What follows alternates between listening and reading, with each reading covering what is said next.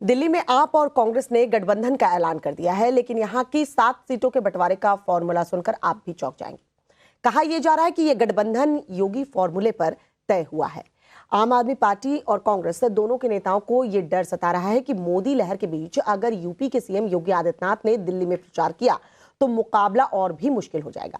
दिल्ली की यूपी से सटी सीटों पर योगी ही सबसे बड़े फैक्टर होने वाले हैं।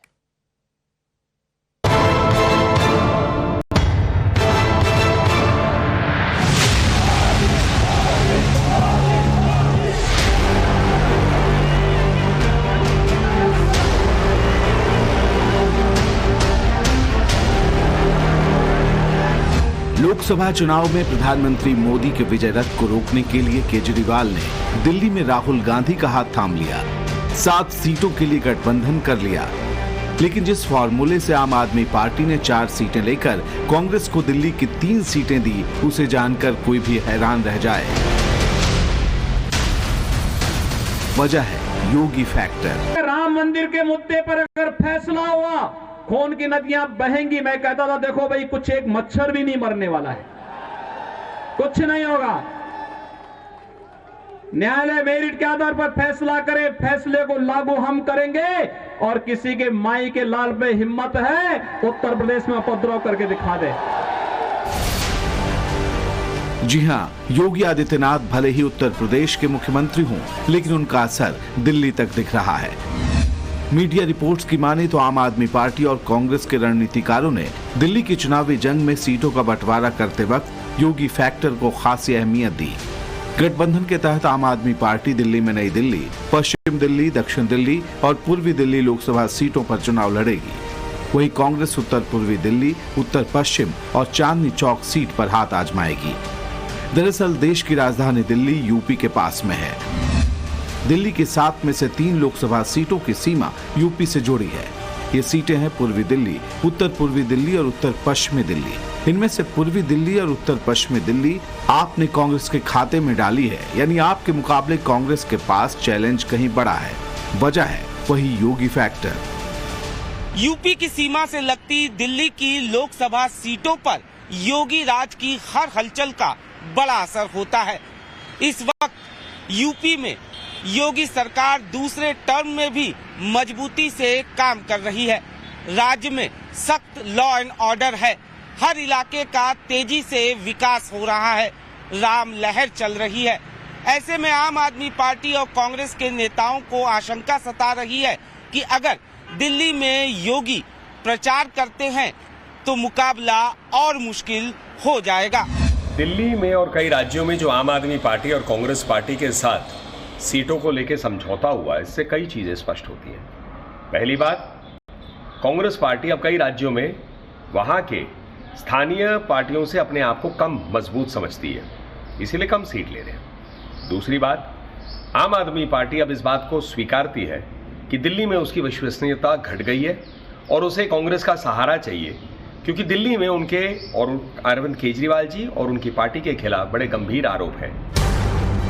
पूर्वी दिल्ली और उत्तर पूर्वी दिल्ली लोकसभा सीट तो बीजेपी के अभेद्य किले जैसी बन चुकी है। चुनावी नतीजों का पिछला गणित बताता है कि 2019 के लोकसभा चुनाव में कांग्रेस और आम आदमी पार्टी को मिलाकर जितने वोट मिले, बीजेपी को उससे भी काफी ज्यादा मत मिले थे।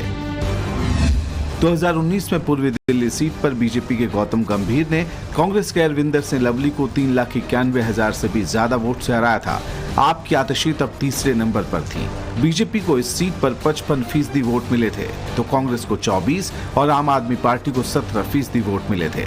अब अगर कांग्रेस और आम आदमी पार्टी के वोटों को जोड़ दें तो दोनों को 41% वोट मिले थे, तो बीजेपी को अकेले 55% से ज्यादा वोट यानी 14% ज्यादा वोट मिले थे।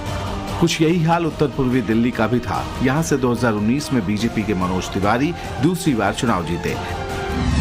2019 के चुनाव में मनोज तिवारी ने उत्तर पूर्वी दिल्ली सीट से कांग्रेस की शीला दीक्षित को 3,66,000 से भी ज्यादा वोट से हराया था। तीसरे नंबर पर आपके दिलीप पांडे थे। बीजेपी को इस सीट पर 53.9% वोट मिले थे, तो कांग्रेस को 28.85% और आपको 13.06% वोट मिले थे। कांग्रेस और आम आदमी पार्टी के वोटों को मिला दें तो ये प्रतिशत 41.91 का था, जो बीजेपी से करीब 12% कम था। इन दोनों ही सीटों पर यूपी के मतदाताओं का बाहुल्य है। जाहिर तौर पर उसमें योगी फैक्टर की भी भूमिका है और यूपी से आने वाली हवा की भी भूमिका है। और जब मैं योगी फैक्टर और यूपी की हवा का जिक्र करता हूं तो उसका मतलब ये होगा कि जो यूपी के लोग योगी के काम को देखते हैं और वहाँ की जो बेशक कानून व्यवस्था को देखते हैं, तो वो एक साथ में अपने माहौल लेके आते हैं और इसका असर इस चुनाव में भी दिखाई देगा। बीजेपी यहाँ इतनी आगे क्यों रही, ये समझने के लिए इन लोकसभा क्षेत्रों की डेमोग्राफी यानी जनसंख्या के हिसाब किताब को समझना भी जरूरी है।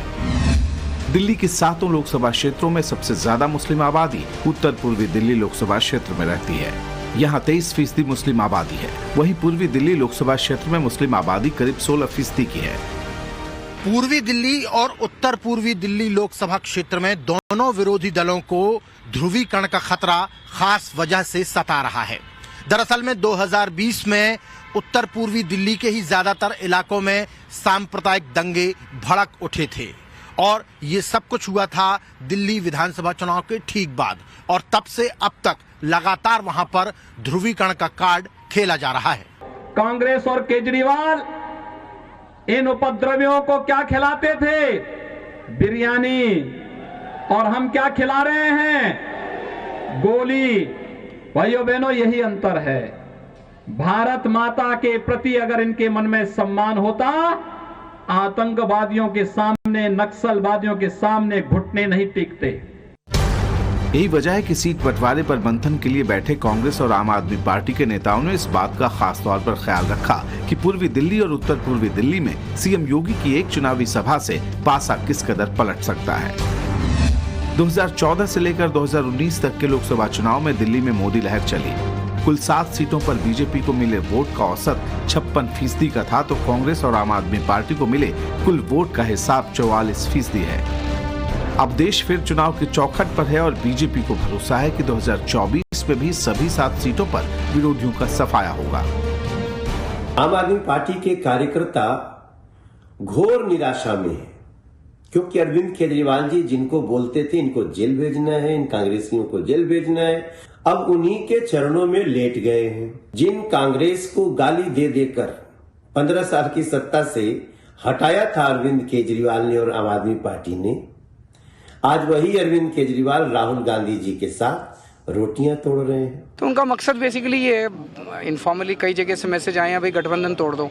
गठबंधन नहीं तोड़ेंगे हम। आम आदमी पार्टी और कांग्रेस के नेताओं ने 2019 के बाद कई चुनावों को बड़े करीब से देखा है, उनका विश्लेषण किया है, इसलिए योगी फैक्टर उन्हें डरा रहा है। चाहे 2019 का लोकसभा चुनाव हो, 2020 का दिल्ली विधानसभा का चुनाव या 2022 एमसीडी इलेक्शन, योगी के प्रचार के बाद बीजेपी के पाले में बड़े पैमाने में वोटरों का ध्रुवीकरण हुआ है। राम मंदिर और राम की अपील एक यूनिवर्सल अपील है और दिल्ली के वोटर पर भी इसका उतना ही असर है जितना कि यूपी, बिहार या किसी भी नॉर्थ के स्टेट्स में हो सकता है। इन दोनों सीटों पर भी, और खास तौर से चांदनी चौक में अगर और थोड़ा सा ऊपर आ जाएं तो राम मंदिर का अपना अलग असर होगा। राष्ट्रवाद और हिंदुत्व का मुद्दा इस बार के चुनाव में सबसे ऊपर रहने वाला है। राम लहर का असर होना भी तय है। तो एक वो कहावत है कि रामचंद्र कह गए सिया से, ऐसा कलयुग आएगा, हंस चुनेगा दाना दुनका, कौवा मोती खाएगा। आज वही हाल हमारे देश का हो गया है, जिसमें इस देश की तरक्की करने वाले लोगों को पकड़ पकड़ के जेल में डाला जा रहा है। इस देश का विकास, इस देश के गरीबों की चिंता करने वाले लोगों को, भविष्य देने वाले लोगों को पकड़ पकड़ के जेल में डाला जा रहा है। जो शराब घोटाला हुआ है, एक्साइज घोटाला को लेके कई मंत्री जेल में हैं, उनके कई सहयोगी जेल में, बेल नहीं मिली। तीसरी बात, ये सारे राजनीतिक दल इस बात को अब मानते हैं कि इंडिया अलायंस कभी भी राजनीतिक रूप से पूरे देश में कहीं नहीं था। ये तो सिर्फ राज्यों में कुछ हो रहा है, राष्ट्रीय स्तर का कभी भी कोई गठबंधन बना नहीं। और आखिरी बात, ये सारे राजनीतिक दल इस बात को स्वीकारते हैं कि मोदी जी के नेतृत्व और जो काम किया है उनके सरकार ने, उस पर जनता का बहुत समर्थन है। एक तरफ पीएम नरेंद्र मोदी और सीएम योगी आदित्यनाथ की छवि है, तो दूसरी तरफ केजरीवाल और राहुल गांधी का गठबंधन। अब जनता क्या तय करेगी इसके बारे में तो चुनावी नतीजे बताएंगे, लेकिन हर गुनागणित के बाद ही आप और कांग्रेस के नेताओं को आपस में हाथ मिलाने को मजबूर होना पड़ा। Bureau report, times now Bharat.